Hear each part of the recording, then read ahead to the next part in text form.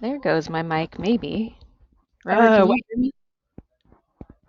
Oh, And now my mic is working. Okay. All right. People are uh, rolling in. Ben, yes. Super dangerous button when you leave on your phone. It has a end session for everybody. Oh gosh, thank you for not I ending know. it. It's like, oh, jeez. Good. Okay. Great. Oh my goodness, so many people here already. Thank you for coming today, and it is unfortunately a little noisy in my background. Um, we cannot hear that. The, the computer's taken over from you, or taking that noise away, I think. Excellent, that background counseling stuff. Welcome to the first day of spring, 1 week away from Major League Baseball starting. Yay, go Mariners. Contenders this year for sure. Today, Duane is with us again. He's going to talk about HVAC. And he brought Ben Roush, who has come with Duane before. It might have been for HVAC too. So you might recognize him or just from being around town as an engineer. All right, we're going to start today with a Slido poll. And to join, get your phone out, or you can open another tab on your browser and type in the slido.com.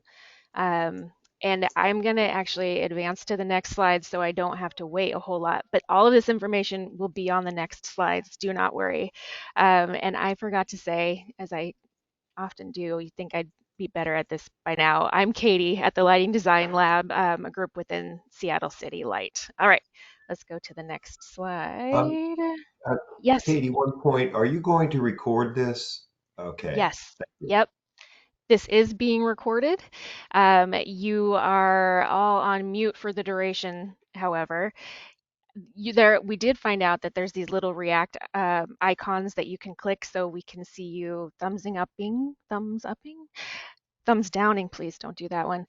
Hearting, we like the hearting, we like the laughing, we like the clapping, do all that stuff. But if you have any questions, find the questions icon. It's in a little text bubble icon somewhere on your menu bar. Find that, open it up, type in a question, it'll get to me. If it's really relevant to the slide right then, I'll interrupt and ask the presenters your question. Otherwise, we're going to wait till the end. If you've been to the codes presentations, it's so much information and we need to get through it for everybody. But again, this is going to be recorded, so if you have to leave before the questions are all done, or if we go over time, which happens sometimes, you can always find the recording on our website and come back and see those. All right. So just in case you do not know who the Lighting Design Lab is, we have been around for more than 30 years, and we were started with a partnership between BPA, Bonneville Power Administration, and a bunch of Northwest utilities to fill the transforming lighting market, but all sorts of markets are transforming now for electric technology. So we've expanded to include all those technologies. We are being rebranded. We won't be the Lighting Design Lab for probably the next few months. We'll get a new brand, but there are some pictures right there of our history. And let's go to that Slido poll. So, who are you? What's your job? Um, we've got one person typing, so I'm going to give you a second. It takes a minute for those things to pop up on everybody's phones, and then you have to type it in. Architect, property manager, engineer, great. Thank you for your participation. Ooh, a startup CEO. HVAC, consulting, energy management analyst. That is a very specific title to Seattle City Light. So, hi, colleague. Lots of engineers. The bigger the word, the more people have typed that. Great. All right. So now everybody knows who's online, and I'm going to go to the next question. And then where do you do most of your work? Are you local, or are you from Parts unknown. I think we had somebody, we definitely had people outside of the state registered, but I think we had someone from Quebec signed up for this one. I don't see that name. Thank you for your participation. Lots of local. Great. All right.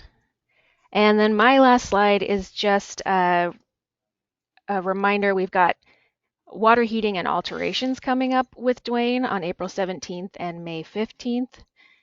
I haven't put up the registration for those yet. They will be open soon, possibly even today. I might just put them up without the full descriptions just because people are going to come no matter what the description is. But very interesting April 1st webinar, Don't Be Burned by Boiler Decarb Retrofits. I'm particularly interested to see that as we're moving towards more electric heating solutions in our city. And then Seattle City Light has started a trade ally program, just the starts of it. But one of the first things they're offering is the opportunity to meet one-on-one with City Light staff. If you've participated in a rebate program or an incentive program, you know these staff, and you know that sometimes there's lots of questions in that participation. And you can sign up for these office hours and get one-on-one dedicated time with them. Tomorrow is the next one. I'll put the link in the chat for you to sign up for that, but it's also going to be linked on the slides, or you can do a Google search. All right, that is all I have. So let's get going with Duane and Ben, and I'm going to be in the background monitoring the questions. Duane, are you ready? We will see in a moment if I'm actually ready or not. So let's try the technology one more time here. Oh, the anticipation. I know I'm following your instructions very carefully here. Taskbar. And then when you get that ready, your camera's not on, I think. No. That's interesting. There we go. So it didn't share yet.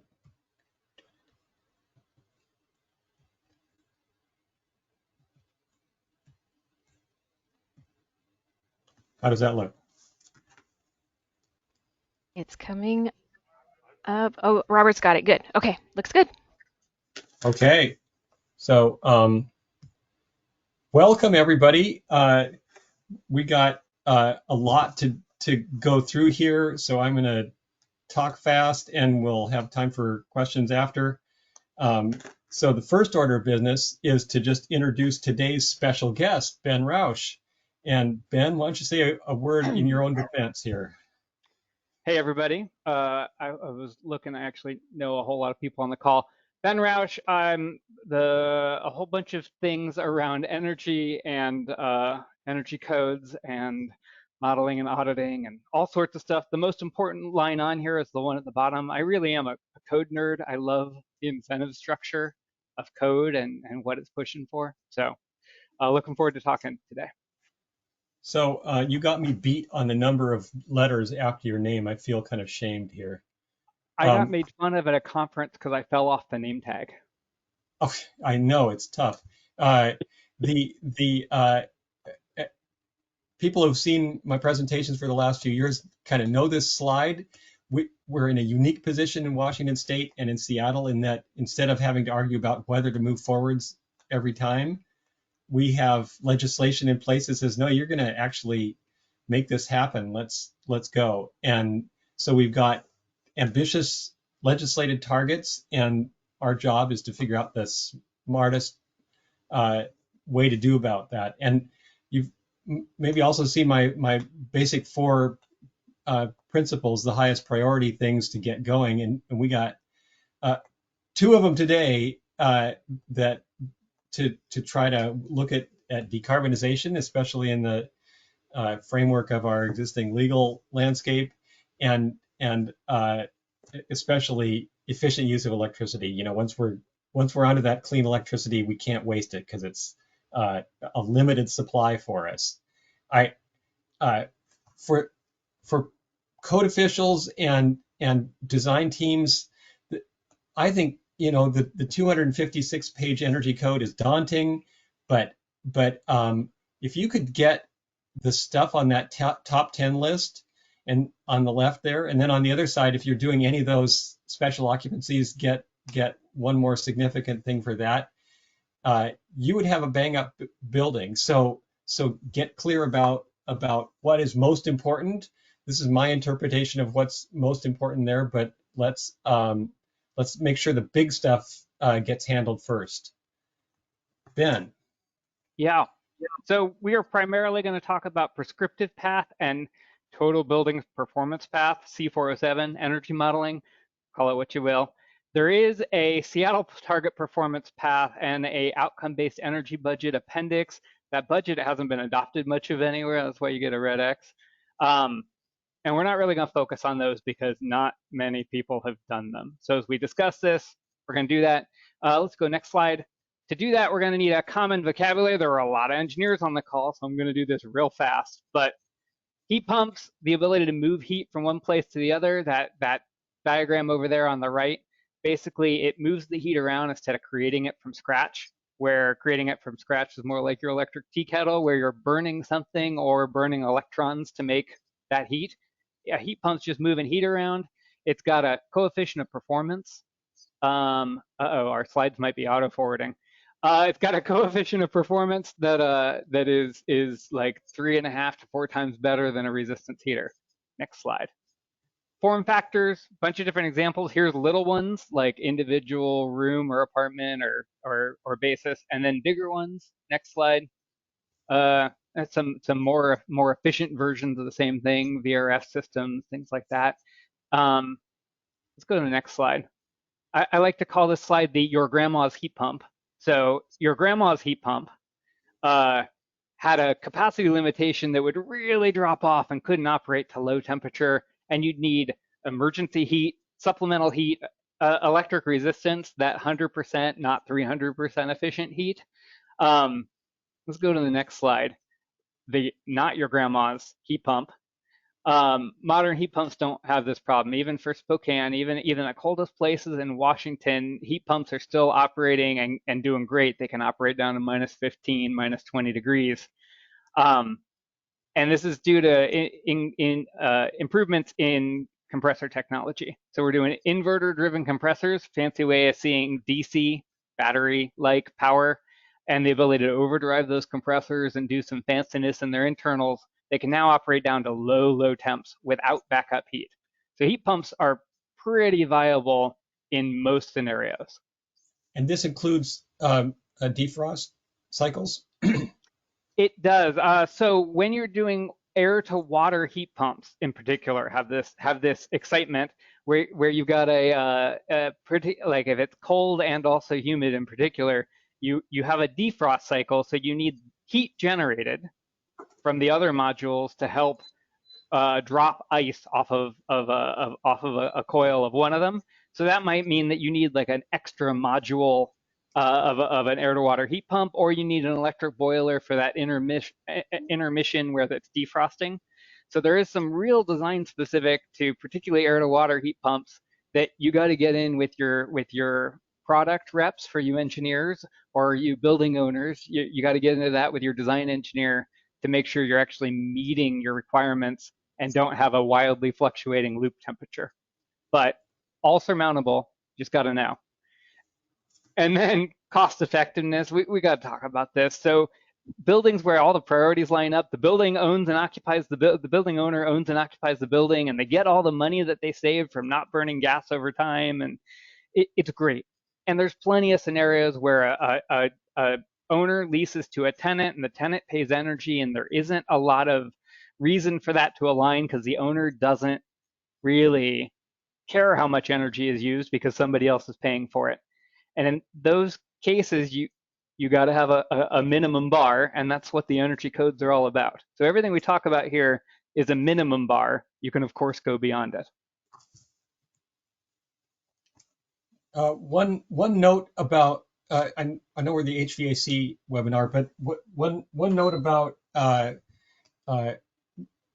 the building envelope.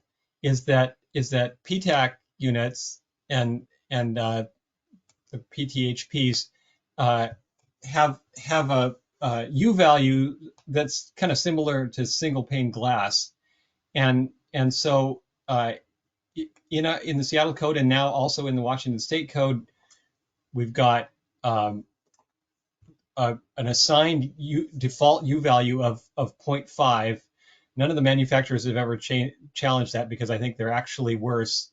And so you have to make it up somewhere in the rest of your building envelope to get up to the requirements. Look at the difference between that 0.500 and the U value of the maximum U value of a wood framed wall, 0.051. So it's 10 times more heat flow through those things. Plus they leak terribly around the edges. So you can tell that I'm not a fan of this particular technology. On the bottom left there, you can see there's a unit that's been developed for use over the saddle of double hung windows in residential that you could maybe use for upgrading an existing apartment building. But there's some ways around this, but don't get too wedded to PTACs.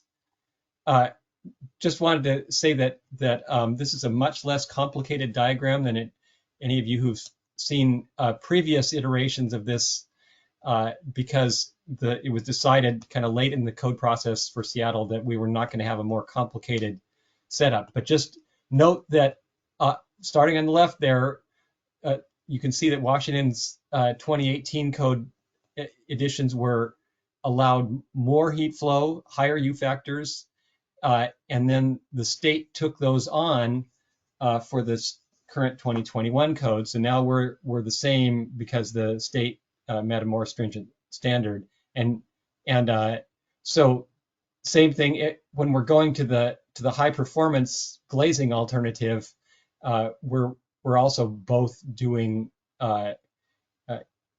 more stringent level, and we don't have a difference between the Seattle and the Washington State code anymore. Here, that question in red, I'm looking at you, engineers. I've seen examples over and over again that everybody still has a standardized spreadsheet or something they're working for to figure out what their loads are, and they figure it's 1 CFM leakage. But in fact, now you have to pass this 0.25 standard, and we have U values for our envelope that are close to Minnesota level, and so you should look carefully to see if you are in fact way over designing your thermal systems for a building just because you're still using an outdated sheet.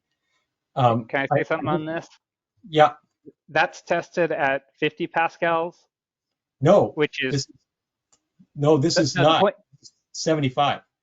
Okay, so at 75 pascals, that's like 0.3 of an inch. You'd be blowing your doors off your building. So you got to actually take a lower number of this in your load calc because your actual pressure is rather lower than that. It's an important distinction that is often missed. Right, you're not going to be leaking air at that super high level. You'll be leaking about 1/5 as much air under normal interior pressures. Good point. Right. I've actually just printed this out and put it in my code binder because I think that the HVAC section of the code, unlike other parts of the code that have some sort of logic to the way they were organized, that we just have over the decades been just inserting things here and there. And I hoped to make a slide that showed what the kind of general flow of logic is, but it's hard to do. But let's look at a different flow chart.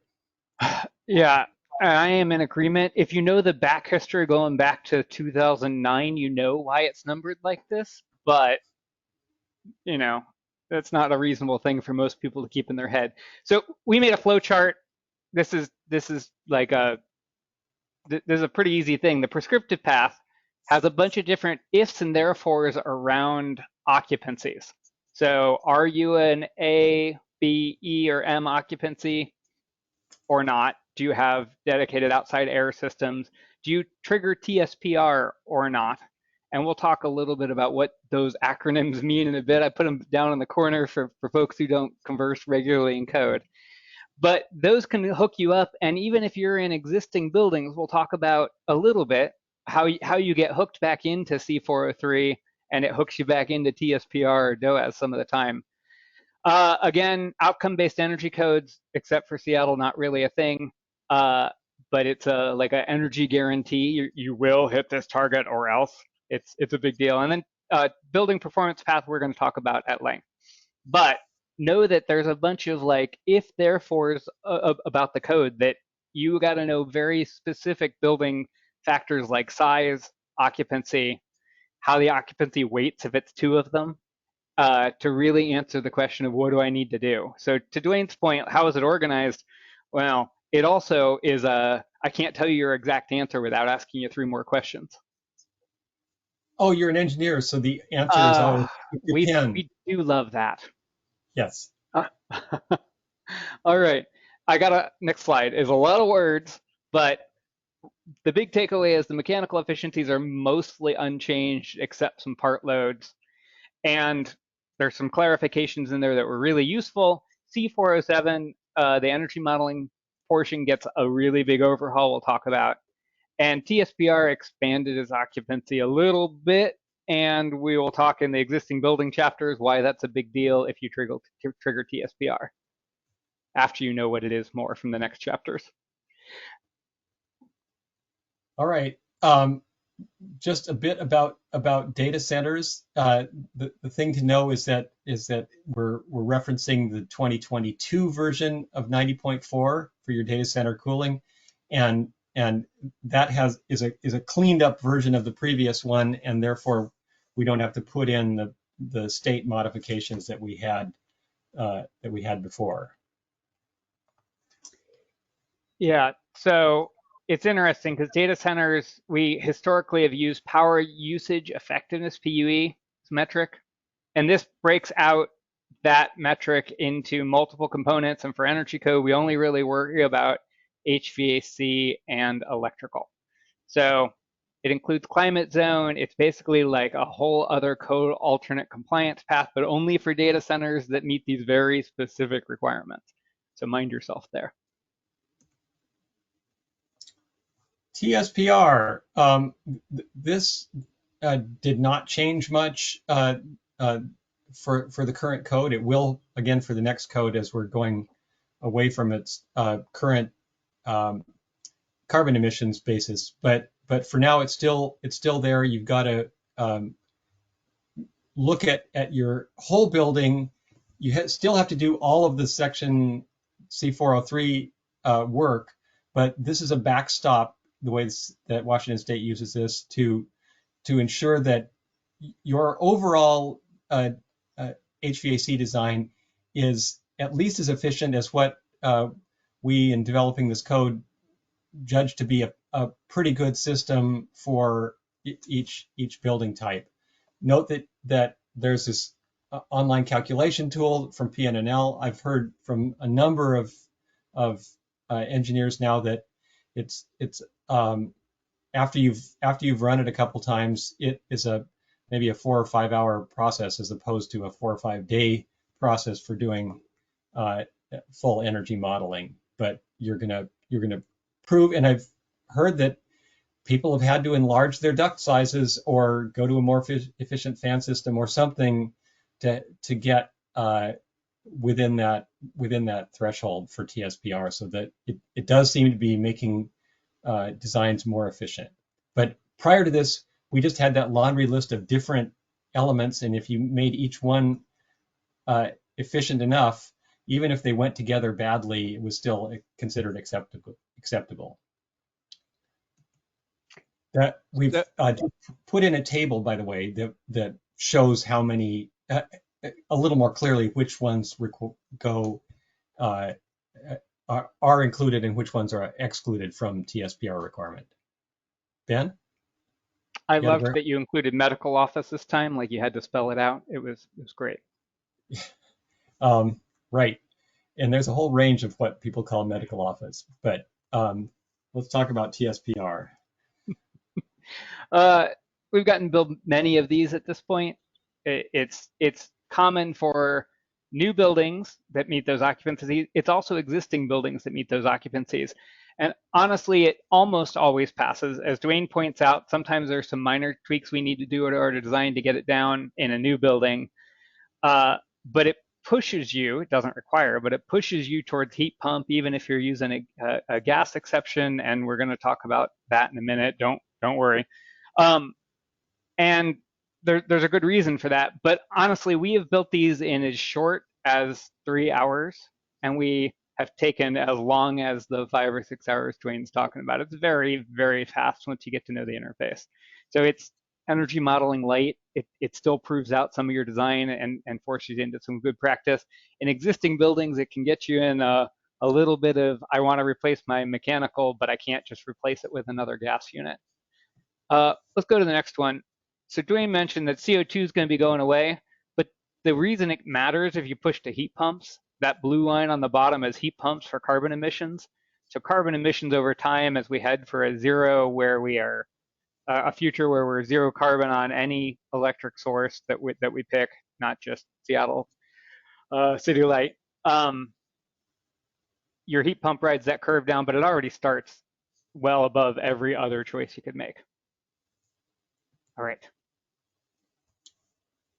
DOAS is another acronym. We're piling up the acronyms here, but this is also something that's essential to our running efficient system. So the essence of a DOAS is that the heating and cooling is not just run with the ventilation system. The traditional VAV system has had, this boxcar sized thing on the roof that sucks in colossal amounts of air, cools them down to 55, then heats it back up to something more polite before it blows it into the room, and uses vast amounts of fan energy. Don't do that anymore. So we're requiring DOAS for those basic occupancies. You can tell that we've picked the occupancies that don't have big process loads as the ones for which DOAS is mandatory. I should say that I've worked on hospital designs where the DOAS work great for hospital as well, but we're not quite there yet. And in answer to a question that comes up over and over again, that bottom bullet is that you can temper that air up to 55 if you're in heating, or you can cool as required to dehumidify before that comes into your space. And I'm going to chime in real quick. The Lighting Design Lab did have a DOAS webinar at the beginning of last year. I'll put the link in the chat if you guys find the chat thing. There was also a quick question on TSPR. Warehouses are excluded? We're not requiring warehouse. That's in that bottom line there. A warehouse is an S occupancy for storage, So then and it's excluded. do the offices inside a warehouse or part of the warehouse, are they also excluded? Good question. There is I believe in there we have a clause that says if you have an accessory occupancy to a main occupancy, and I think there's some size limitations there that those do not separately have to have TSPR. Yeah, 5,000 square feet. Yeah, thank you.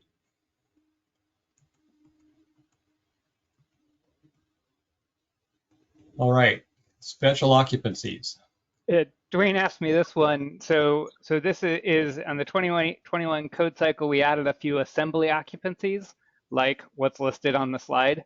Duane asked, how hard is that to do ventilation? And it's a special challenge because, like in an office occupancy, the level between no one's there, I'm only doing area, and the area plus people, it might be less than like a 40% turn down between the two. But in these type occupancies, it could be a 10-to-1 turn down or 12-to-1 turn down on the worst end. So you got to be smart about your fan so that your fan can actually still push air while turning down that far, and you don't just have to damper it down. It's something to mind with their design. Most modern designs for space as well as flexibility, we're doing these little fan arrays that put mini fans together, and it's working pretty well because those fan wheels have a little more flexibility in the ranges they'll work, or you can shut off some of the fans. So mind yourself in those designs. Yep, fan wall idea has been a great one. Also, those fans, when you need to replace one of them, you can bring it up the elevator and plug it in, as opposed to needing to lower things in with a crane. So it's got an advantage there. So we've also got a demand control ventilation requirement, and the idea being that spaces with hugely fluctuating occupancy loads should just run the amount of ventilation that's required for those. And so we used to say that was limited to over 500 square feet. That went away. But so any space that's got an occupancy load of 15 occupants per 1,000 square feet or more, and that's according to the mechanical code, not the building code, needs this.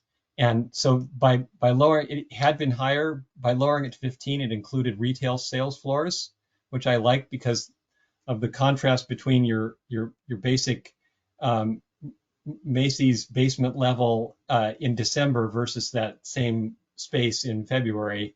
There's huge difference in occupant load.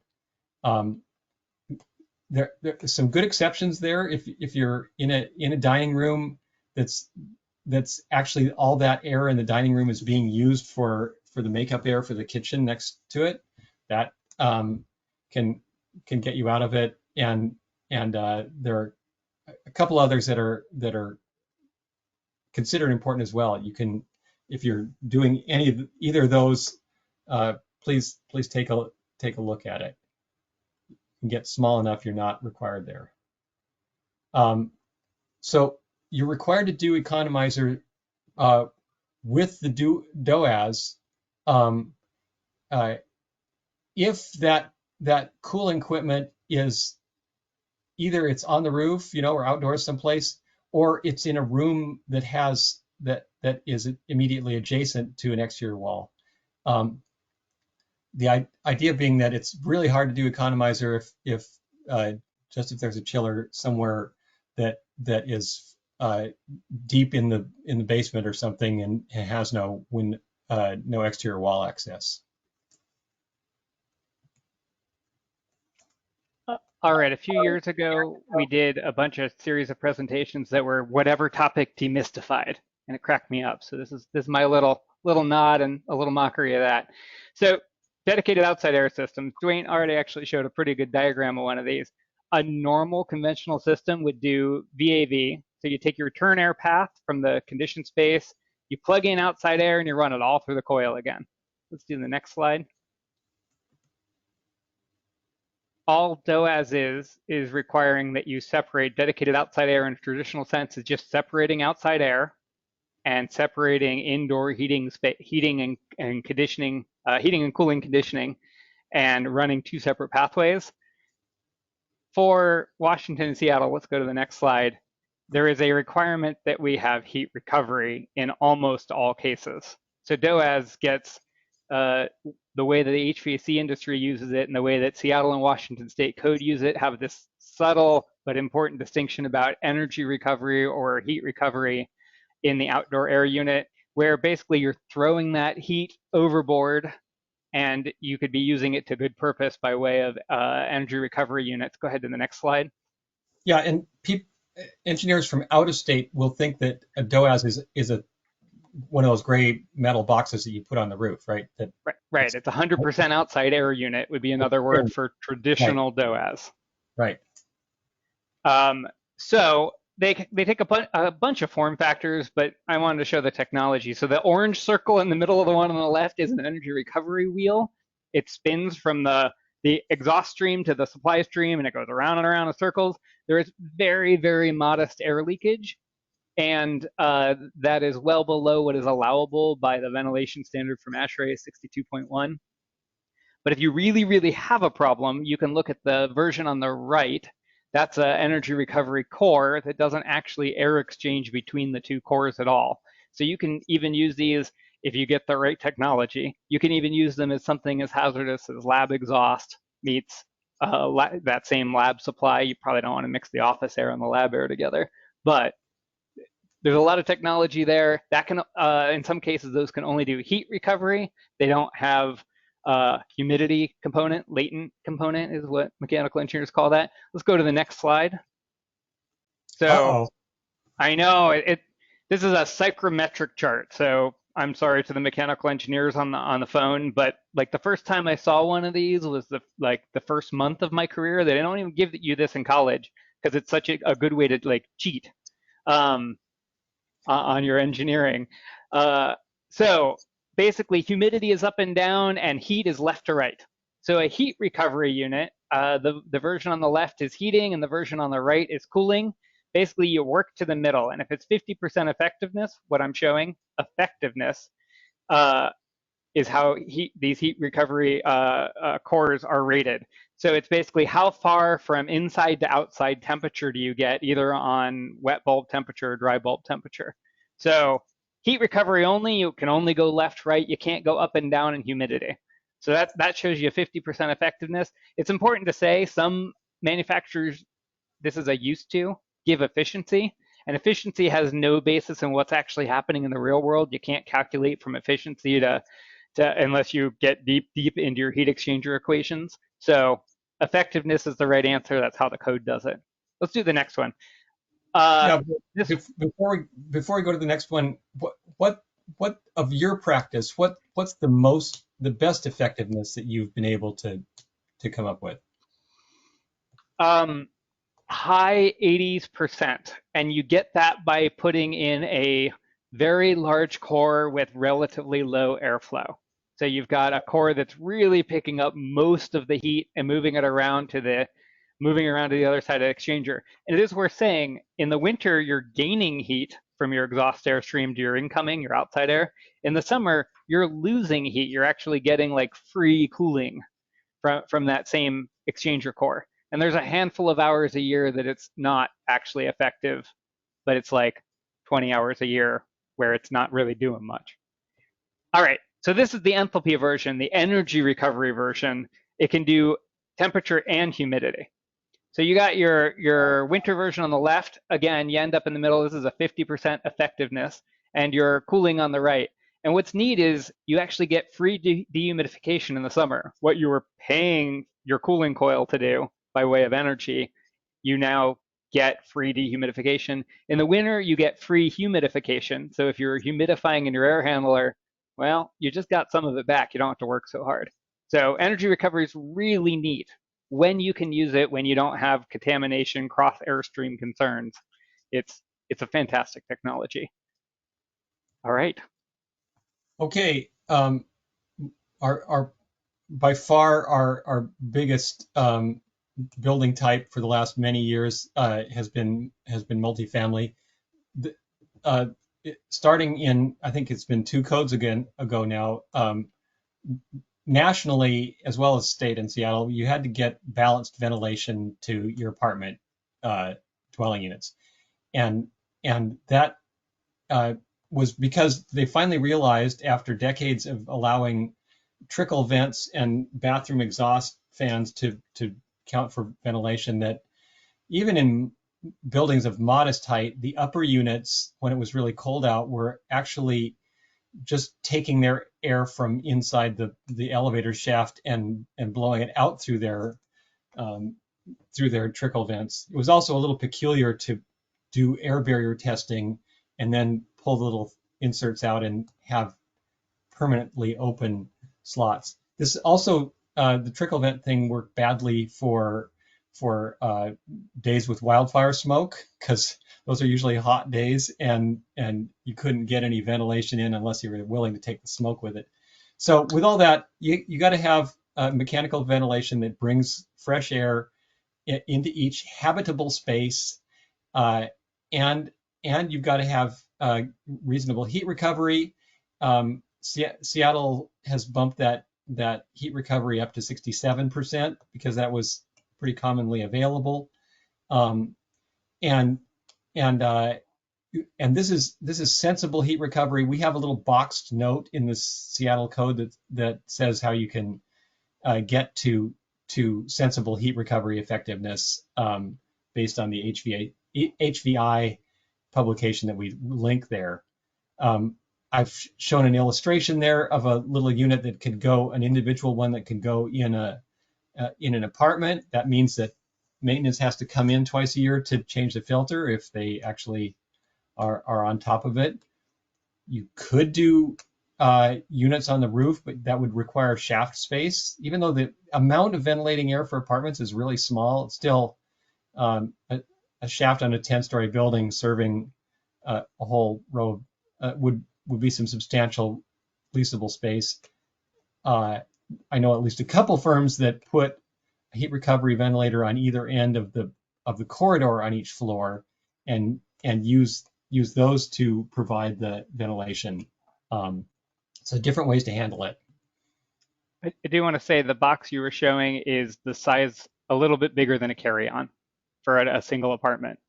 Teeny Right. piece of equipment, not that expensive. Pulls in, and have we been typically locating those up at a ceiling level or where in the apartment wall? Yeah, so if you're doing a mechanical closet, we're often putting this in above the mechanical unit, which might be above a low boy water heater. It gets pretty bad for maintenance. It's something to be thinking on. Right. This poor person that has to come around and get to those gotta, especially if you got 102 units in your apartment, that's quite a job. You got to do your yoga before doing your job. Yep. So a big change that happened in the past year is that the Berkeley decision with the Ninth Circuit Court said no, at least in the Western U.S., you have to make it possible for people to use gas heating and water heating appliances, and that related back to the way that EPCA, the federal law that it was based on, was structured. So since EPCA talks about allowing multiple pathways to be available if they're equal on terms of energy use, we said, okay, fine. You see where that red circle is on the bottom of my diagram there? That's the additional energy that a building would have to use if they wanted to use gas heating instead of heat pump, because it's much less efficient. We said, fine, just make up that difference with our C406 credit system. I put the little box with the question marks in there because there's still now the I-2066, that initiative that says, no, you can't discourage or prohibit gas equipment, and I'm guessing they would see this as being discouraging. So that is, there's a state court hearing tomorrow on that, and we will see where that goes and whether this the way the fossil fuel compliance path is currently structured can remain. We'll just see that.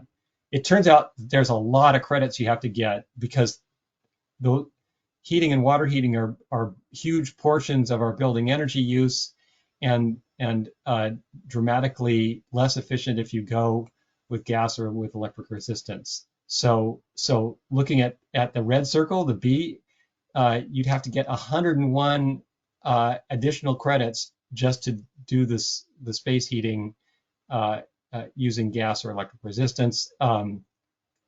With the R2 and the blue circle, you can see that water heating is what really dominates there. You'd have to get 212 additional credits.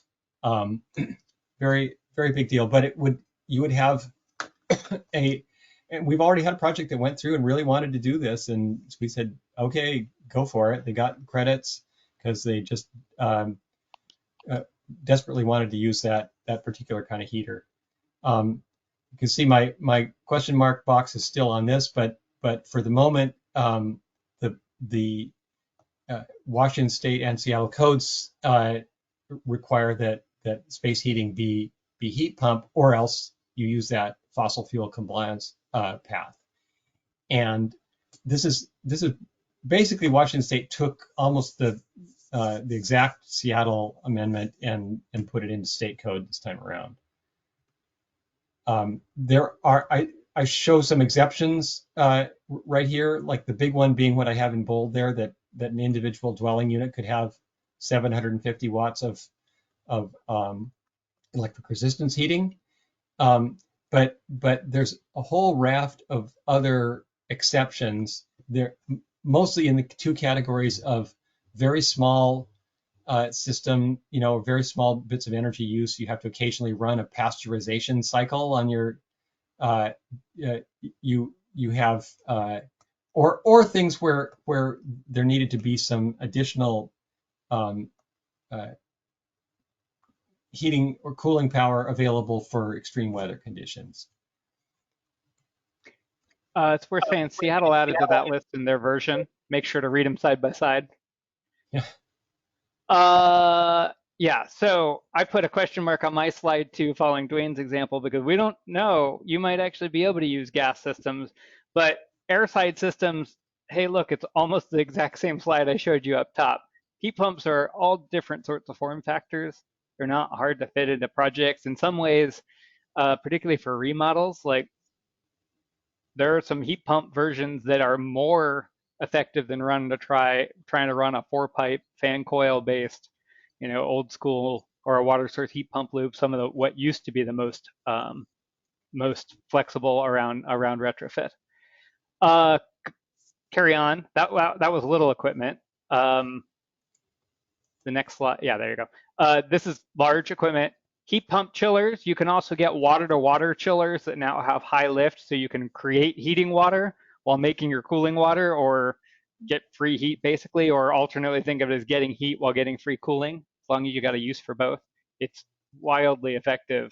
It's super efficient if you have heating and cooling simultaneously. And speaking of, in any case, if you were going to be doing a heating system and an air conditioning system, then I don't know if there's any upcharge to doing a heat pump system that can handle them both. But I've got an in many engineer cases, right. it's actually cheaper to do it that way. So yeah, do your cost comparisons of system. It's building factor specific, but a lot of times doing a heat pump upgrade is the cheapest option. Just a thing about simultaneously heating and cooling spaces. I've made fun of mechanical engineers for years about the magical invisible barrier that's 15 feet back from the window wall, where you can have the window wall in heating and the core in cooling, and they would magically never mix. But we don't allow that anymore. So I showed this particular picture to show one kind of space opening into another space. Those are considered the same space for the purposes of this role. That's a permanent opening, because the opening between the two areas is bigger than 10% of this area that the photographer is on. So I went and found a pretty picture of the same idea. So window wall, internal space. If you follow this ductwork well enough, you can actually see it separates into zones on an old school VAV system. And we still see these occasionally by commissioning. We don't design them like this anymore. Because windows have gotten so good, and because it's so hard to build an all window 100% glazing building now, we'll talk about that in the energy model chapter. We don't have this like perimeter zone versus interior zone split when it's a wide open space like we used to. So it is really evaluate if it is an issue. If it is an issue, go ahead and put radiators around the outside windows to handle that wall, that window wall load, and off you go. And just realize you can't heat with those while cooling internal. But again, like Duane said, you're allowed to blow neutral air while while heating at the perimeter. And then ask yourself, do you really need these windows? And do you really want to go so old school as to put perimeter radiators in your building? Do you really need that? So Of again, course, look at your designs. for us architects, floor to ceiling, wall to wall glass is considered original and really cool. So we just love that. It's a brilliant design idea. Let's see, I think this is you also, isn't it? It is, yeah. Some notable mentions as we close out 403. You got demand control ventilation that Duane already talked about. You got some of these other things that you got to do.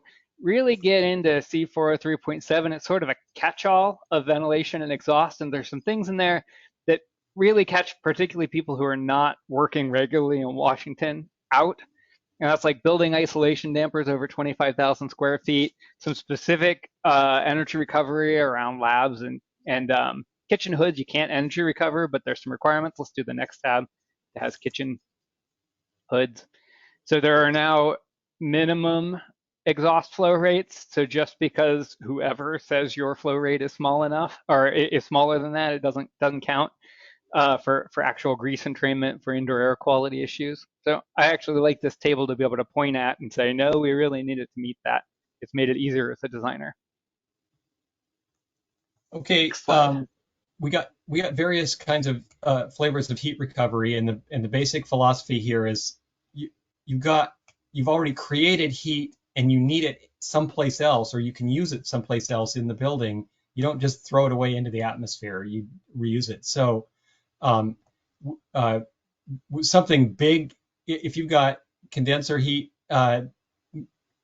you could use that for hot water. This is specific to buildings like hospitals that are running 24/7 and have substantial places to source that energy from and to use it. If you got steam condensate, you got to recover that, or if you've got, like we have with our big downtown system, a steam system with no return, you can recover the heat off of that condensate. Refrigeration also, a grocery store has a huge amount of refrigeration, which means that there's a bunch of heat coming out someplace, and so if it's large enough, you have to have that. You have to set that up so that you're using that heat for water heating. They use a lot of hot water or space heating or something else useful. And finally, we mentioned this briefly before, but if you're space heating, you've got to recover heat from 90% of the exhaust airflow, and you've got to recover it from process heat if you've got that, from a heat recovery chiller, and finally from condenser heat from running things that are running long hours and have substantial heat there. The whole idea is just that, once again, you got heat that's been generated, you put it to good use. So Duane asked me 2 code cycles back, how common are these things? I want to take a moment to point out, we've only triggered things from this section. You got to check that you didn't, but we've only triggered things from this section a couple times. So take the what he was just showing on a slide, 70 hours a week, greater than 1500 MBH, high enough loads for 0.45 CFM per square foot or more, and aren't already covered by DOAS. It kind of puts you to hospitals. And there aren't a lot of like hospitals always going up. And if they are, they should already be using heat recovery because it's got such a short payback. So it's some common sense things, mostly for existing buildings when they get pointed back to C403. I think that's where you could get caught. But otherwise, check these boxes, but you'll find that with the exceptions list and with the specific application, they're not going to apply very often. So I was going to give us a break time, but as usual, Ben and I are talking too much. So we'll have to shoot past that. C406, note that it's different this time around, that you've got both energy efficiency credits and load management credits that you have to get. We'll get into each of those. There's some things that number 2 there, just making your TSPR ratio better, is a real obvious one. So if you're doing a school, you could get 17 credits. Remember, if you're doing, I got a B circled there, but if you go on to the right, a school would need 48 credits, and there you got 17 of them that way, and a high performance DOAS. You could be in, you could use either of those to really launch your credits forward there.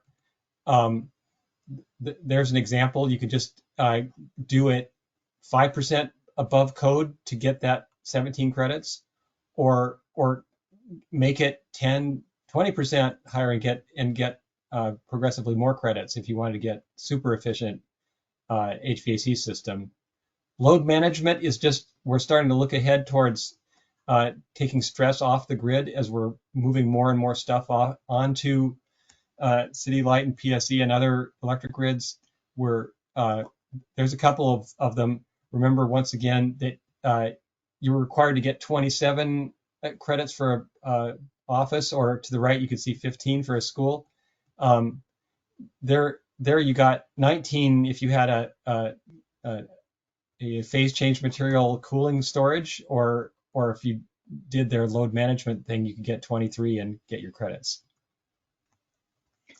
Backed by popular demand from the 2018 presentation, I made a light green, dark green, yellow, and red chart from an engineering perspective, what I think people are going to most do.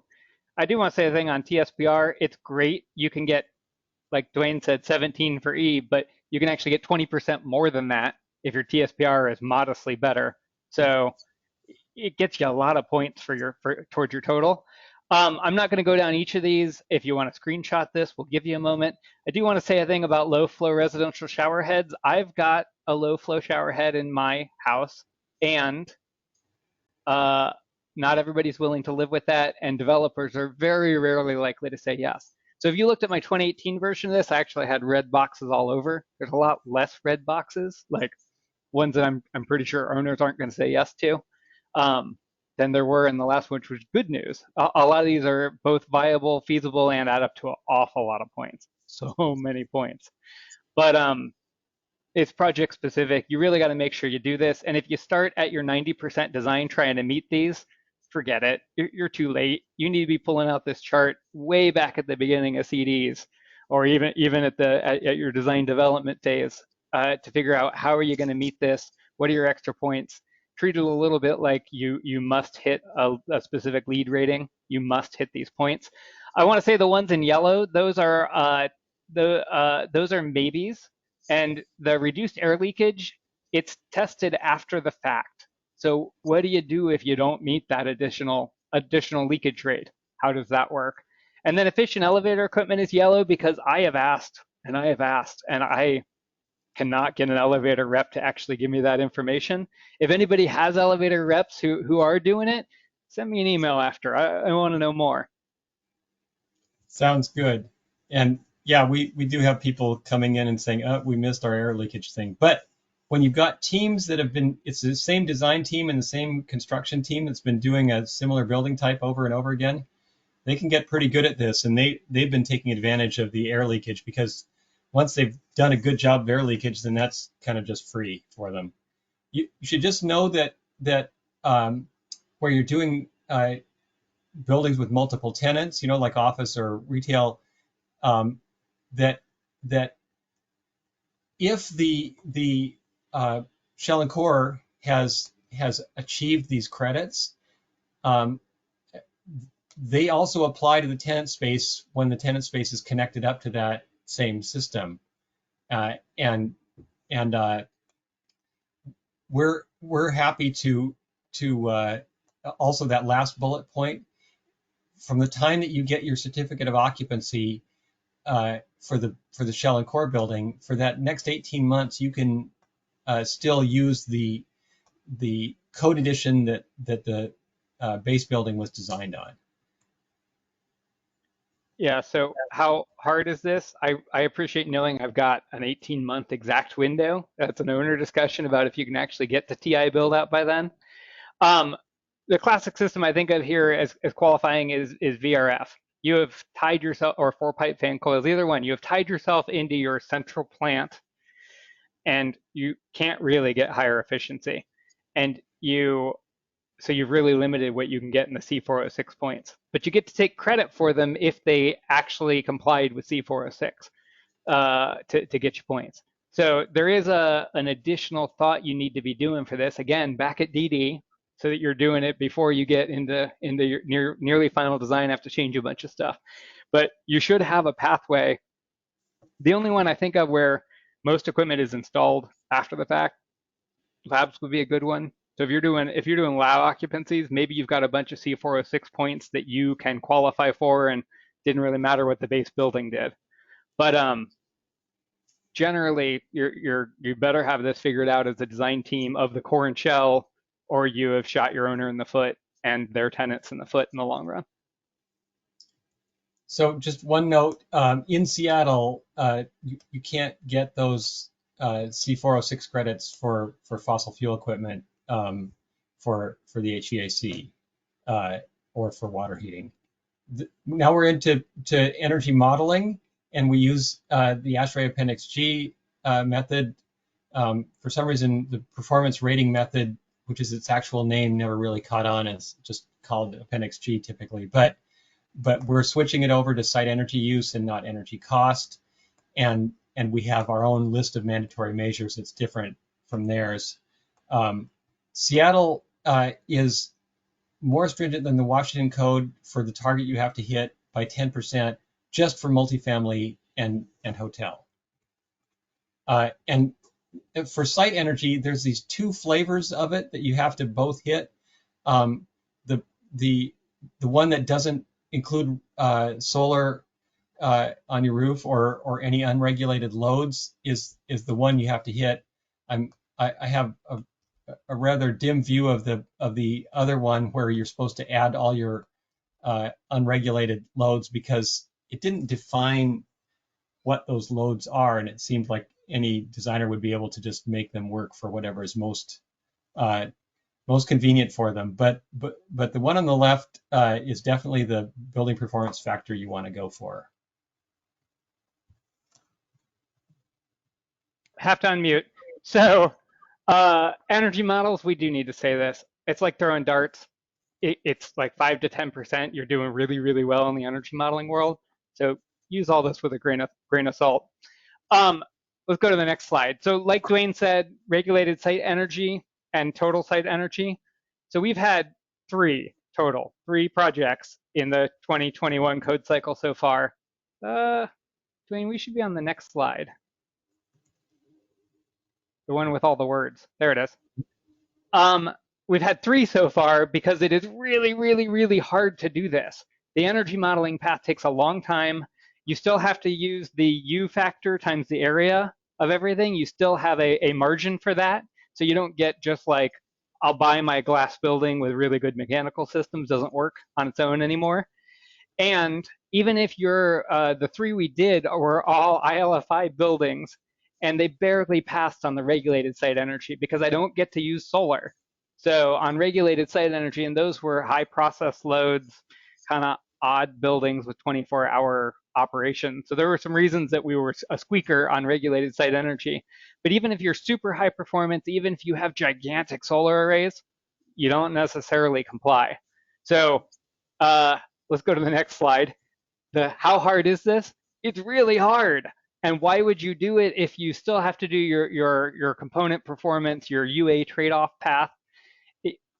We really ask why, unless there's some specific thing you really can't do that's prescriptive, that isn't required in the long list of prescriptive things in C407. So C407 does a lot of pointing backwards to previous sections. All right, next slide. This is built. Let me just insert here that traditionally, before we got into this mode, the reason that people use building energy modeling pathways was to be able to get permission to do a much worse envelope. That was once we made it difficult to do energy modeling and make your envelope worse, then the motivation for owners to go that direction decreased significantly. So Washington State has 3 climate zones. For the purposes of the energy code, the far upper right is honorary 5B instead of 6B. So worth keeping in mind as we go through this. Next slide. We got the 2016 versions from this report from PNNL. And then next slide, we got the 2019 versions of the same thing. And it's worth noting that in some cases, they actually jumped a bunch. But if you go back and watch the recording, the orders also flipped. So if you were like, but the last one was 0.56, well, no, it's now in a different order of the list. Sorry. And then next slide, I'm putting the 2 up next to each other. So like Duane said, it's a substantial improvement over the base 90.1 and splits into these 2 different building performance factors. And you're using performance cost index, which is a weird way, but you actually, the 90.1 uses, but in Washington, you're using performance cost index, but using energy instead of cost. So it is important to say heat pump heating and water heating, way more efficient than boilers and whatnot. So it's nearly, I can't imagine how you would pass this section with a gas heated building. I don't know if it is possible. We have only done it with heat pump heated buildings, and even then sometimes it's a squeaker. All right, let's go to the next slide. Like a theater kid, reprise. I don't expect many, we really try hard to talk owners out of doing this. Try so hard to talk building owners out of doing this when they're like, yeah, we'll just energy model. It doesn't buy you anything. It doesn't get you extra window, but it does take many hours, like $20,000 worth of hours of engineering time to do a model instead of just doing a prescriptive path. So don't suggest it. Keep in mind that we've set the target stringencies for modeling to reflect the more stringent Washington State and Seattle codes. We have a study from not long ago showing that we're for Seattle 21%, I think it was, better than the current ASHRAE 90.1. And so if you want an energy modeling path that's equivalent, it ends up being pretty tough. You have to really want it. We're into commissioning now. Just note that you have to commission the HVAC system, and you have to, CX is my abbreviation of commissioning, but you've got to have the qualifications of the commissioning professional, fill out the checklist. If you're commissioning your own stuff, you have to have this statement about how you're going to make sure that the owner finds out everything that the commissioning authority came up with, even if it's unwelcome news. You got to get the plan and the report out, and we have thresholds for each different system. So for HVAC, the threshold would be either that cooling or that heating threshold. There's a separate one for lighting, a separate one for water heating, separate one for envelope, and you have to put on the documents that this commissioning is going to be done. That's so that the plan reviewers can see that it was there for the and so that the building inspectors have something to point to. And you have to have such a statement on each of the mechanical, electrical, and plumbing sets, so we know that those are there. The reason we have commissioning is to make sure that the owner is getting all those things that they paid for working, because there's no sense having these fancy bells and whistles installed and have them non-functional. So far, I need to say Seattle is great at enforcing this. Other jurisdictions are either hit or miss or just not enforcing it at all. Certified commissioning professional, there is a certification that is just that. I have one of those, but there are a host of certifications that are allowable to that standard. So mind yourself, don't only go looking for certified commissioning professionals. There's a bunch. But If there are any other code officials outside of the Seattle area on the call, let's enforce these. It's important. Yeah, and it's really easy for the code official. You say, show me your commissioning plan at that point. Show me your commissioning final report, and people need to be able to show you that. Uh, Unregulated loads, we have opened up this window that you could get some credit in energy modeling for if you have unregulated stuff that's high performing, but we've made it so that you can't just use something that you were going to use anyway. It has to you have to be able to prove that it's better than what is standard practice. I've been kind of intrigued by the smart lab type systems out there for fume hood ventilation that seem to be a legitimate way to do this and are not a regulated load, but you can take a look at it.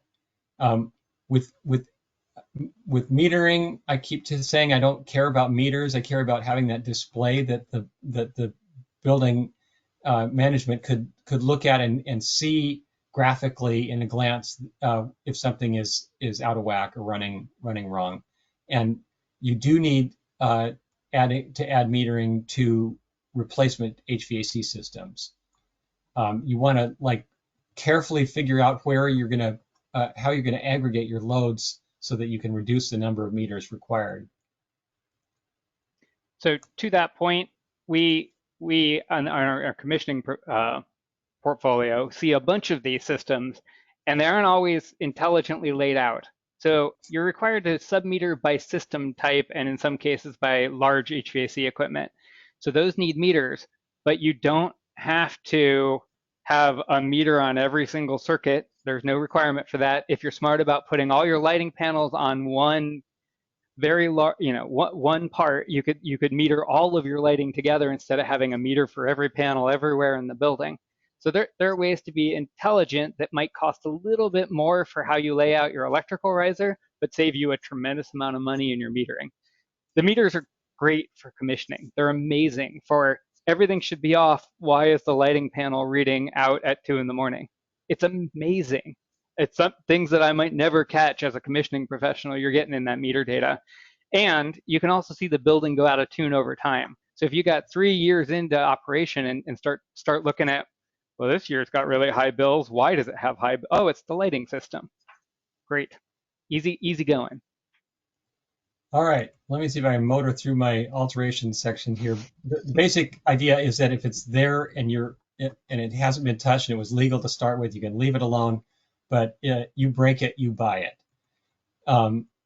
If you're replacing your existing gas equipment, this is the time to upgrade because in the new 2021 code, you can see on the bottom there, we've made a bunch of options to postpone that full conversion, but we have taken away that option that said you could just replace one failing piece of equipment because people were just scheduling that to do one of those every year and keep it going forever. So you got some options, but note that we have the Washington State building performance standards and the building emissions performance standards in Seattle, both in effect and overlapping, and so if you're going to look at replacing a piece of gas equipment with like for like, we're off probably allowing it to happen this year, but you should make sure that you're not putting yourself in a situation where you're going to have to replace that to meet the BEPS policy later, long before that equipment life is over. In general, this is my version of flowchart, but if you're one of those occupancies there that we're exempting, you're fine. You have to do the future decarbonization plan. If you're any other kind of a building, we're letting you keep 50% of your gas heating capacity, and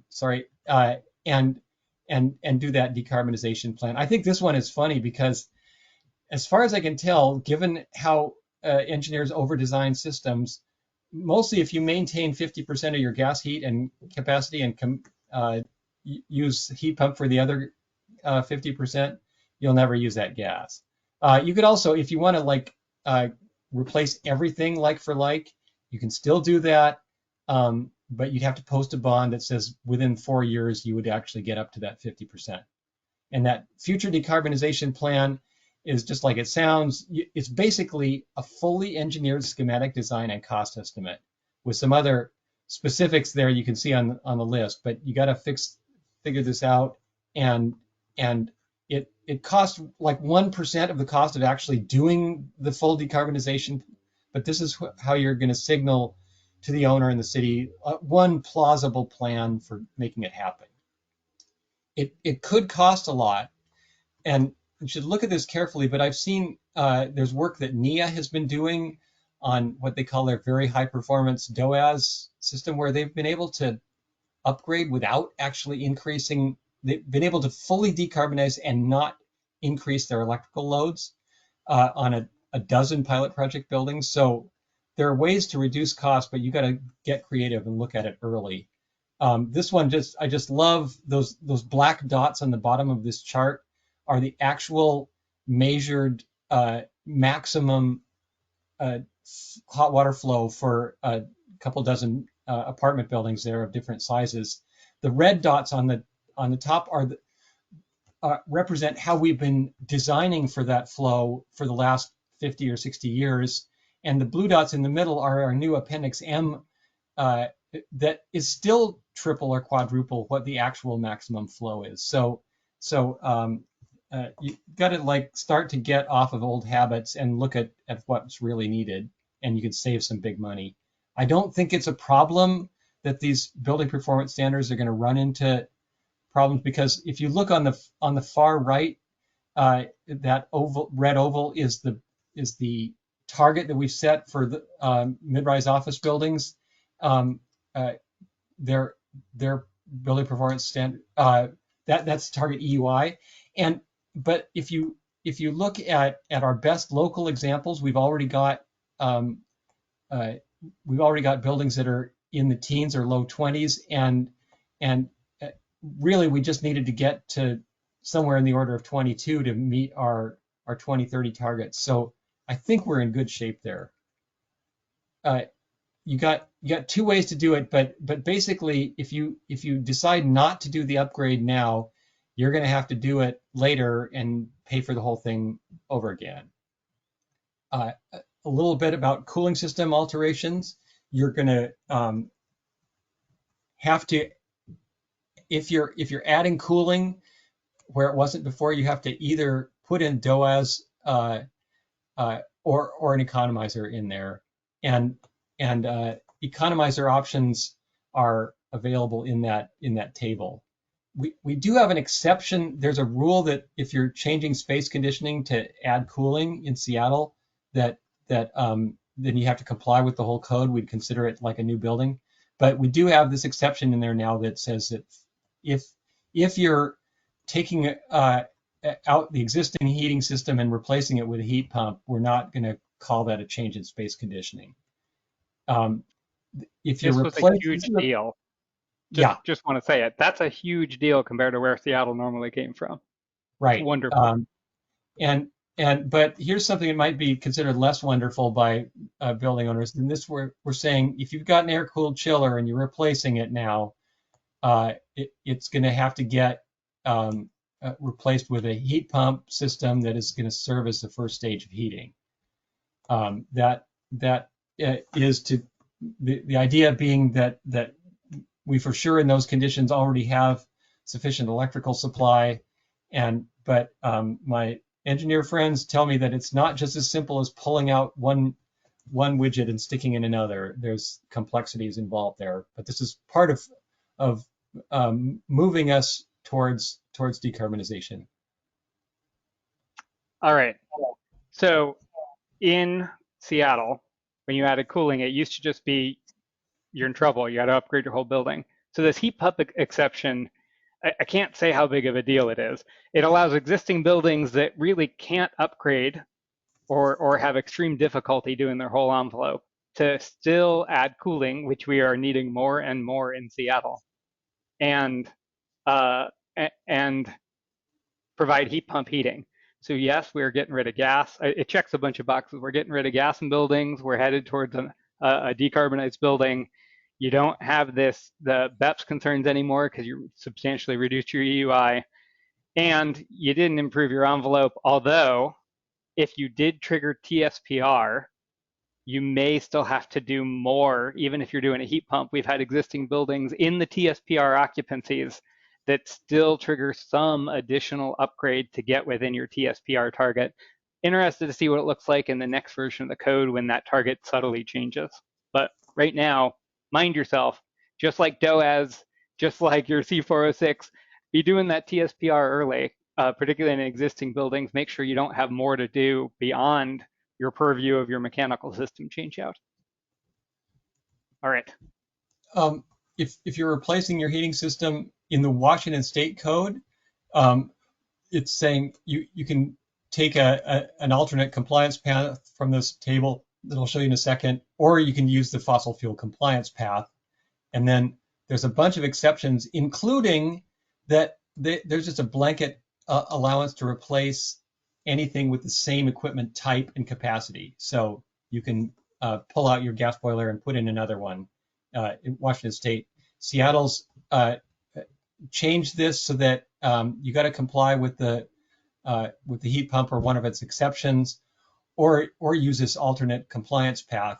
Our exceptions are different. You notice that one on the top for occupancies is very similar to exceptions we've had for other pathways, and other things that you have to do is including if you have to do a utility upgrade that involves building a vault or trenching across the street or something like that. So we've made it more stringent and then tried to have a number of exceptions. I just wanted to touch quickly on that table that I mentioned, that these are alternate compliance paths, but you see the underlying stuff in the Seattle version of the code changes that for items 3 and 4. So for furnaces and boilers, you got to comply with 50346, and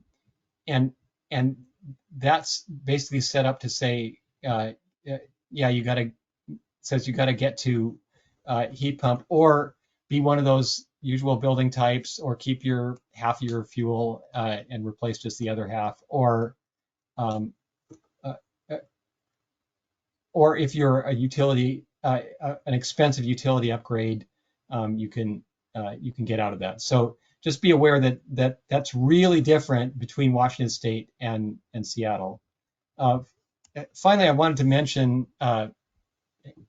substantial alterations. It's another Seattle-only concept that we've had for quite a long time, but we're figuring, I think the consensus estimate is like once every 40 years in a building's life, it'll get a major sort of overhaul.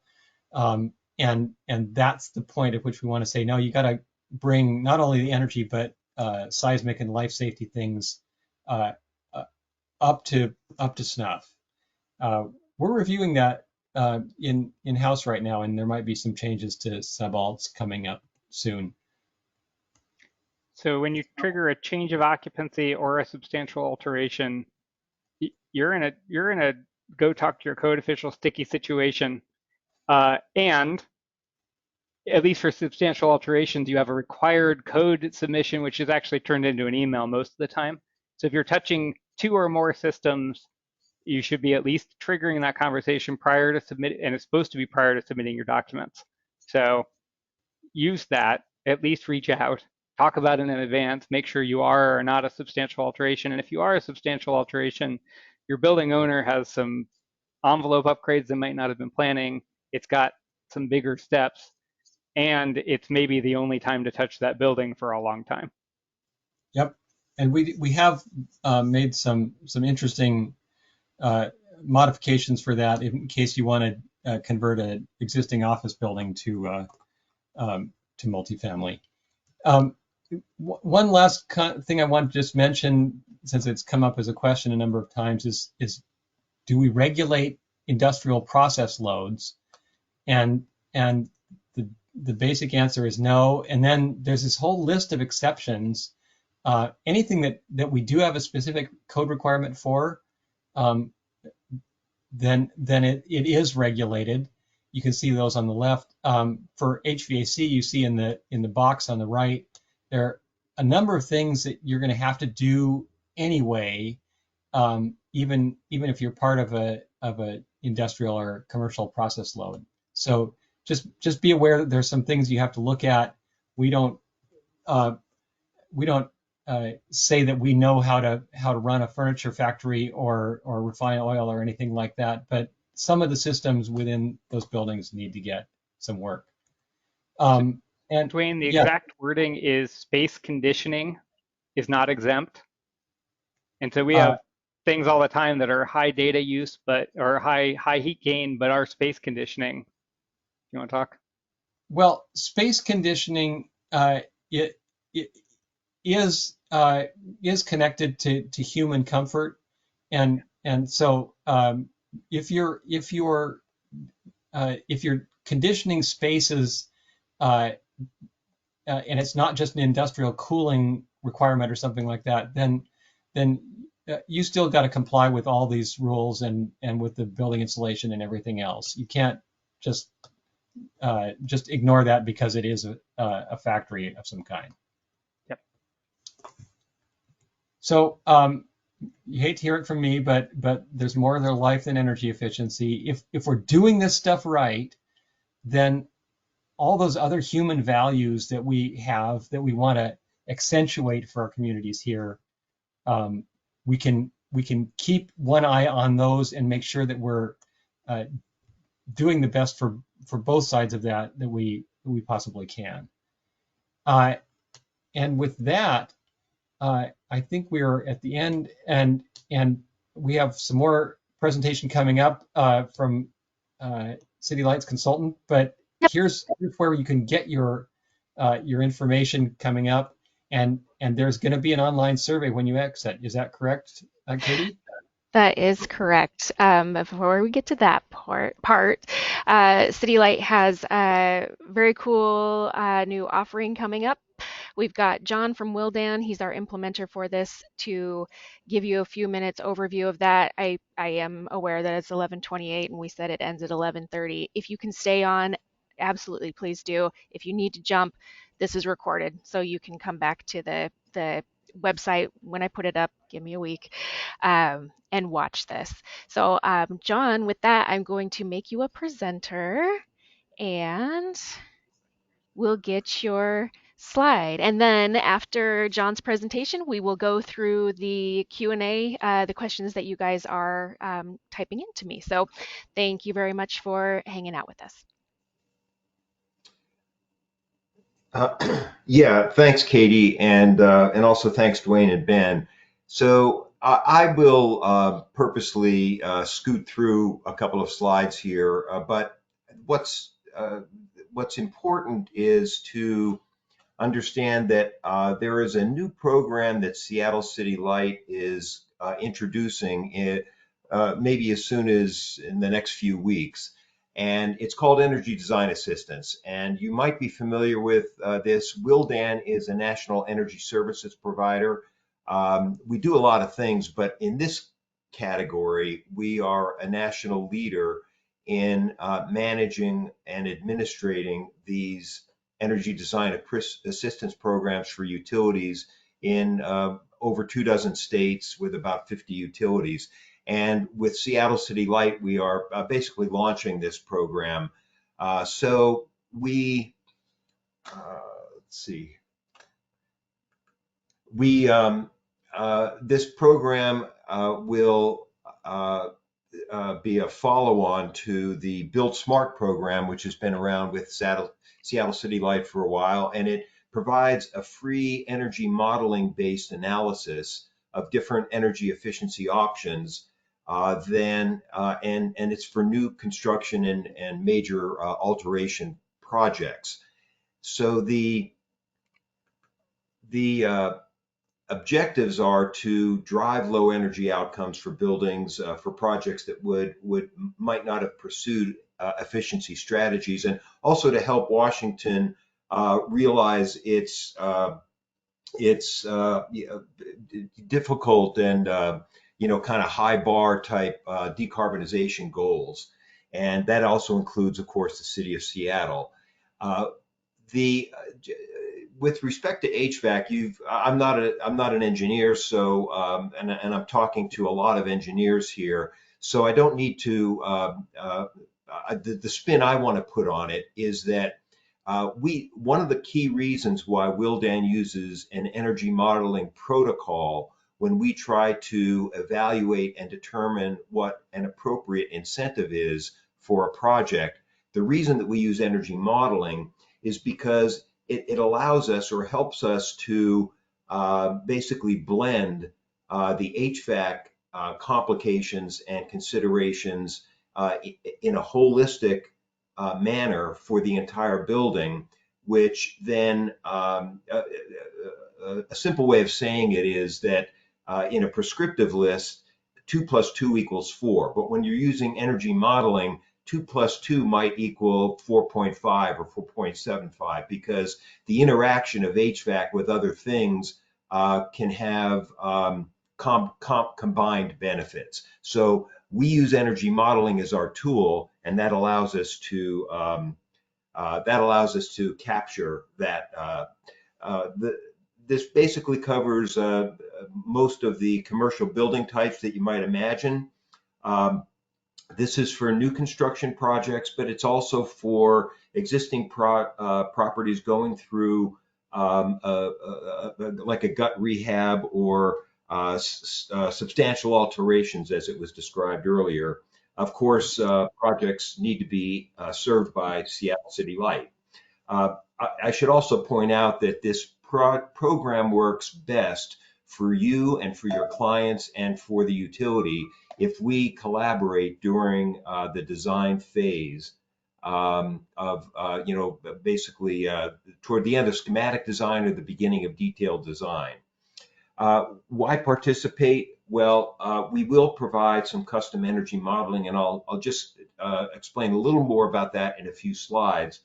But we will help put a spotlight on energy savings opportunities and things that the team just described to you in more detail, or ways that you can look for, the green boxes on that slide of green, yellow, red. And we can help you zoom in on those and try to extract some extra energy value that will help the building be more high performing. So we do that sort of thing. The timing of our process is that this program clearly works best for everybody involved if we do get involved during design development. We are often able to accept a project into this incentive program, or this energy grant program, during construction documented bidding stage. It's more of a case-by-case evaluation for that. But once construction starts, this program is no longer eligible, or that project is no longer eligible for these energy grants. And the energy grants are significant. So we very much want to get every single building into this program. It is, of course, complementary. So what to expect? When we do our energy modeling, our modeling tools, and I'm going to get to that in a moment here, but our modeling tools are more high level than what you would be doing for your clients. But nonetheless, it's still a thorough, holistic building modeling evaluation, and it feels collaborative and reinforcing. So there may be something that you're trying to convince your client to do, and you might be pushing on a rope. We can help you push on that rope, because the work we do should feel collaborative and supportive, and support your conclusions as well. Our energy modeling will help to optimize the building performance. And what's really key about our approach is we will give you some comparative analysis, and that will result in some levels of grants and incentives that will save on first costs for the project. So we use a proprietary internally developed modeling software called NEO, or Net Energy um, Optimizer.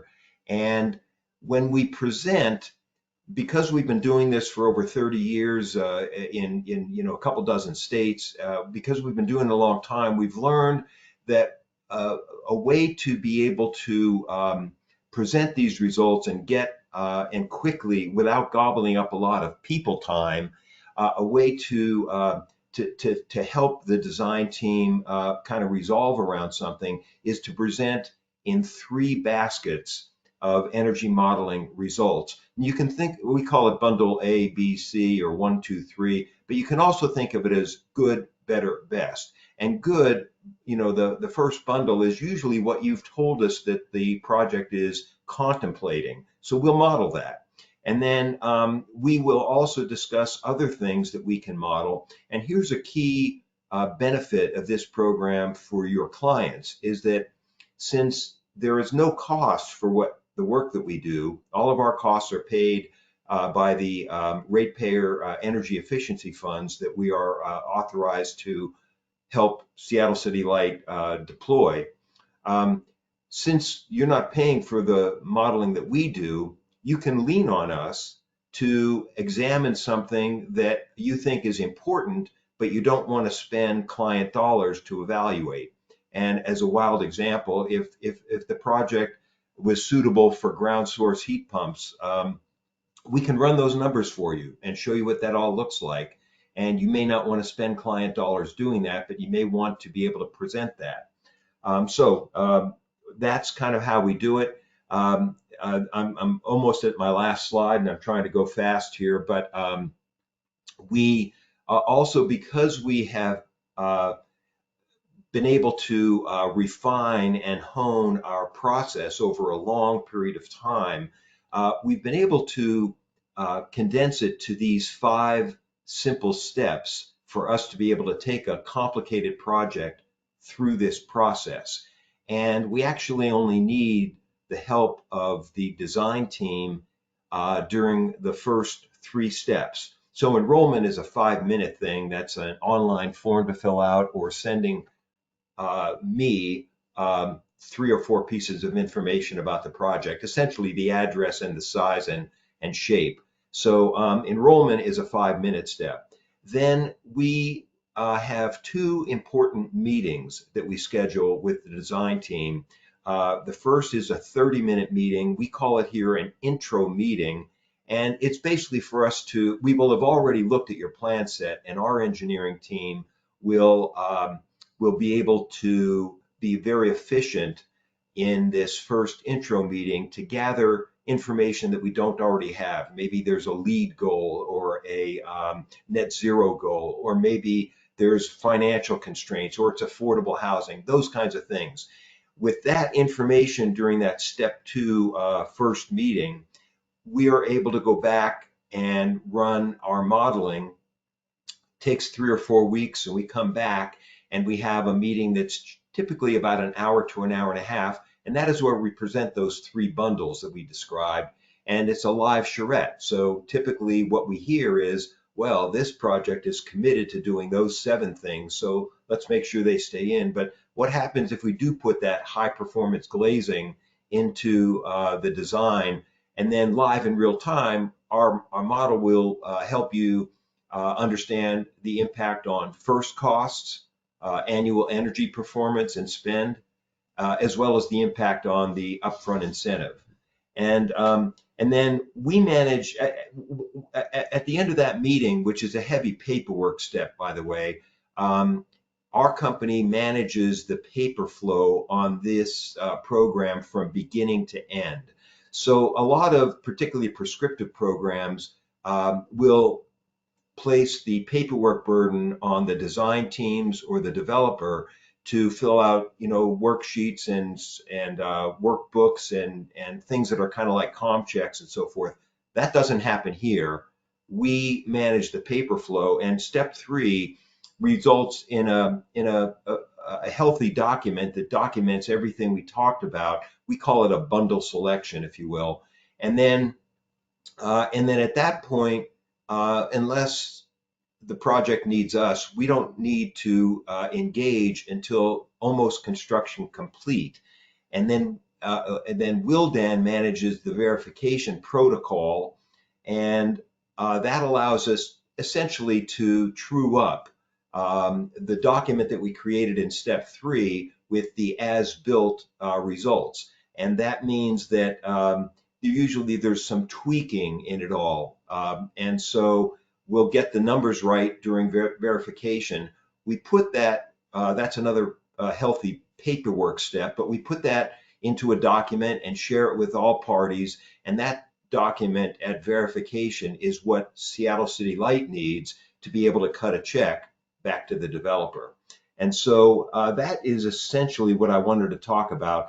I'm going to skip this, but a while back we did a study of nearly 2,500 actual buildings that have gone through this process to show that on average they save, the big gray bar stick there of energy every year, or I'm sorry, the gray one is the high, the outlier, the high one, and then the blue are the average amount. But it's not important for us to spend time on that. So let me just go back to this and stop there and see if there are any questions for Duane or Ben or myself, and we can park it there. Great. All right. Thank you. This is going to be an exciting partnership with Seattle City Light. And I'm just going to put up my little last slide that has all of our contact information on it for you because, oh, there it is. If you wanted to reach out to City Light to learn more information, like usual, go ahead and contact the energy advisors. That's the best place to start, and they'll get you over to the people that can help you with this new program that Wildan's implementing. And let's get to our questions. Let me scroll down here. Megan Duane had a question. She's an architect. She would like to talk about the HRV ERV selections for multifamily buildings in particular. One of the biggest problems she's had with individual units for dwelling spaces has been dealing with the requirements for exhaust/intake clearances, both facing the property lines in dense areas in Seattle, as well as exhaust distance from operable windows. Are there any revisions in this update that might help deal with exhaust distances, or are there solutions and systems that seem to help address those complexities? What do you know? So the issue that's coming up is that exhaust air typically has to be 10 feet away from property lines, and so for buildings that have been built out to where it's just 5 feet back from a property line, that's been a problem, and those projects have had to exhaust upwards and out the roof or laterally to a sidewall. And no, that's been discussed extensively over the last few years internally here, and still remains in place as a requirement. You also have to have vents 10 feet apart, and in certain layouts, you can't do that. You can't get 10 feet, 10 feet, and then the next unit over 10 feet, 10 feet. You have to end up mirroring. So you got 2 exhausts, 2 supplies, 2 exhausts. There's smart ways to get around that part, but no Right. smart ways to get around a property setback. Yeah. Okay, thank you. And then next one was Carrie noted that at a conference, I don't know this, it's WABO or WABO, a speaker stated that we were probably going to see more C407. What's your take on that? I rather doubt it, and I don't know what basis that comment would be made. Yeah, unless the UA factor goes away again, and I don't see that it's gonna.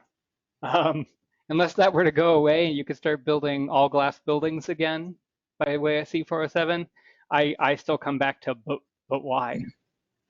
Right.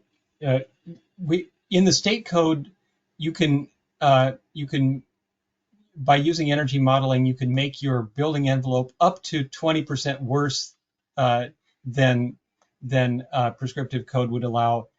In Seattle's code, it's only 10% worse, and uh, prior to those rules, building owners were able to do energy modeling that ended up with something like 40% worse envelopes, and for what we had judged to be actually no real benefit on the other systems. So we've clamped down on that to say that you can't make a building that's dramatically worse than would otherwise be required.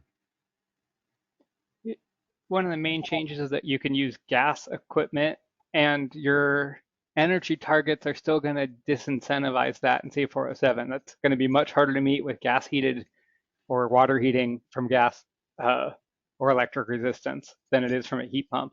So I'm super intrigued by what that person was thinking, but we'll have to leave it alone. All right, and still on C407, Kara was saying, you mentioned that you try to talk people out of it for total building, for code compliance. Is that for all occupancy types and building sizes, or just specifically for?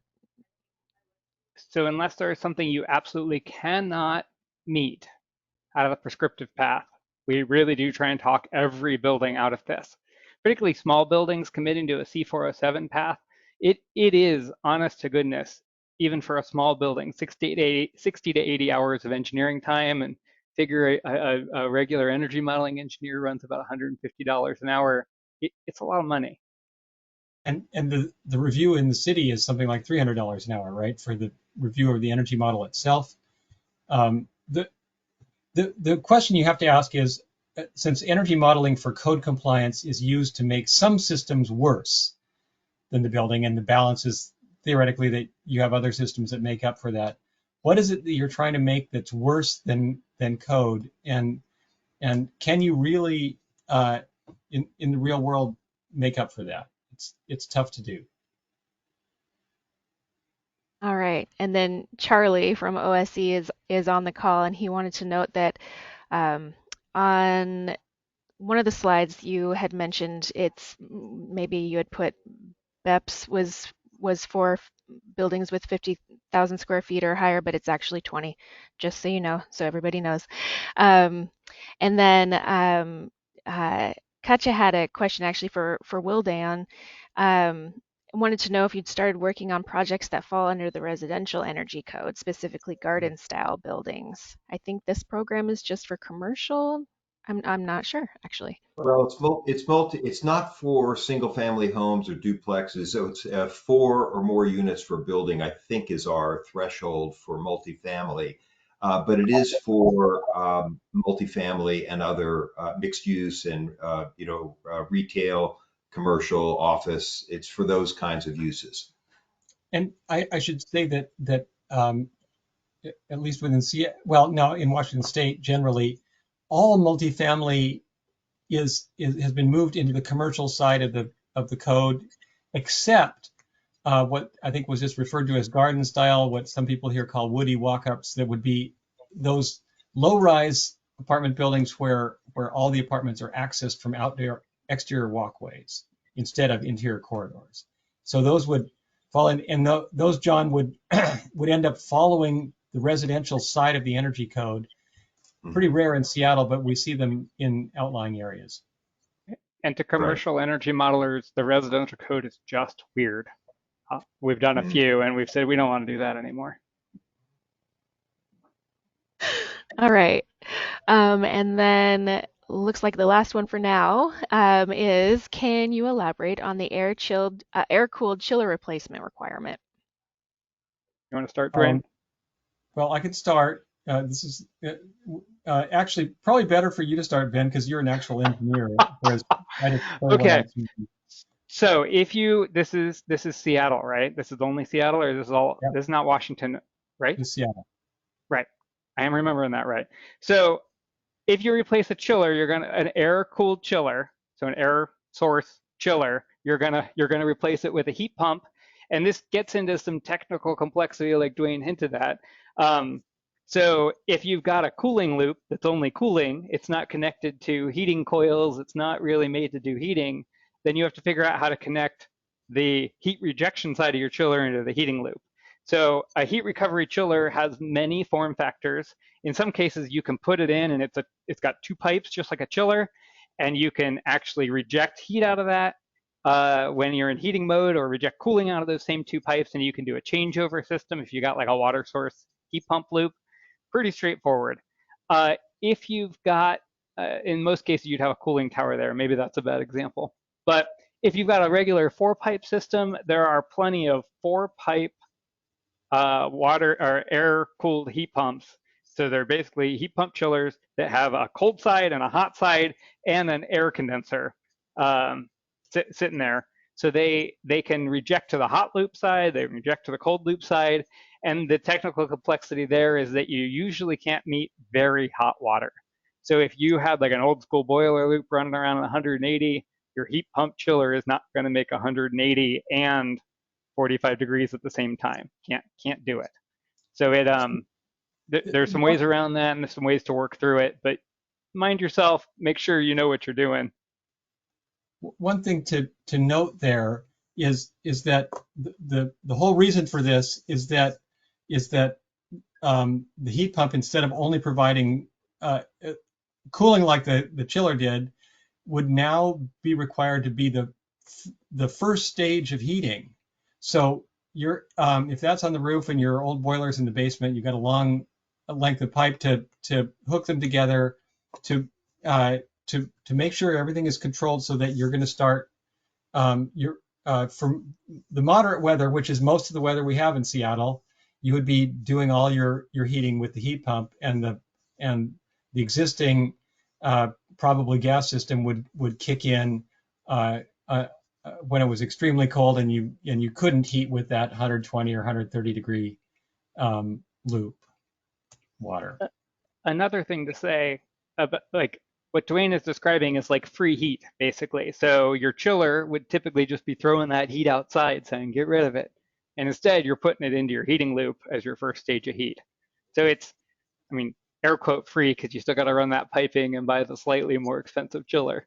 But after you do that, it's all energy ahead from there. I should interrupt and say that I've had some difficult conversations with great engineers locally here who say it's not just about the same, that a heat pump, which is what we're requiring there in place of that air-cooled chiller, is way more expensive per unit of capacity than a standard chiller. I can't quite figure out that, because I always have been told that a heat pump is a chiller with a reversing valve, so it could go either direction. Yeah, to allow high temperature deltas, so really hot hots with really cold colds. At the same time, you have more coil area, and in some cases you have higher refrigerant pressure, so you also have thicker components. All the piping, all the coils, all the compressors, everything is thicker. So it can have a cost impact relative to the energy. Like, this is one of those, I think it pays itself back over the first system life pretty easily. Like, even if you cost double your chiller, the amount of money you spend chilling and then making that same heat somewhere else is going to work out. So I don't have the same caveat. I think of it more as, did it pay for itself over its life or not? Not did it pay back in the next 5 years? And will your building engineer even understand what this system is and how it works and how it's controlled? We have had trouble with maintenance of 4-pipe and 6-pipe chillers. And then they die an early death because they aren't maintained, because they are little refrigerant loops instead of like a honkin' Mondo compressor sitting there. So yes, there is some maintenance trading that needs to happen with these system upgrades. And that's a thing everyone can do training on. I'm sure Seattle Lighting Design Lab has whole training modules. Now, I think Robert, my education colleague, has been writing things down for future webinars. That's a really good one. And we actually had one more back to the TSPR and warehouses. Carrie, who maybe you know, just reviewed a project warehouse where the applicant was claiming TSPR. Do you want to speak to Let, that? let me start with that. So we have, when TSPR didn't strictly apply, used TSPR for C406 points. So when an office was below 5,000 square feet, but it still works, you can still fill out a TSPR for an office space. So we go in, we fill out our form, we come back and we say TSPR, look, we got our 20% bonus, hopefully, here's our C406 points. But TSPR has limited occupancies, it has limited applicability. The way the program is built, you can't enter a warehouse occupancy. So it's using internal selections that don't make any sense unless you are using it for the office, the little office part of that warehouse, right? And again, that's for C406 points, and it stands apart. You couldn't really do it for a whole building for C406. So I don't know how you'd use TSPR for a warehouse and have it reflect reality. Okay. All right, Carrie, I hope you got that. Um, and I think that's all of our questions right now. So let's all go to lunch. It's almost noon, except for Ben. He already had his lunch. He's on the East Coast. Go take a nap.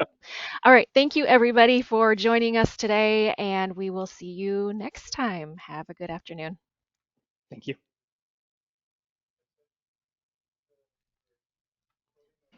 If it's going to let me. There we go.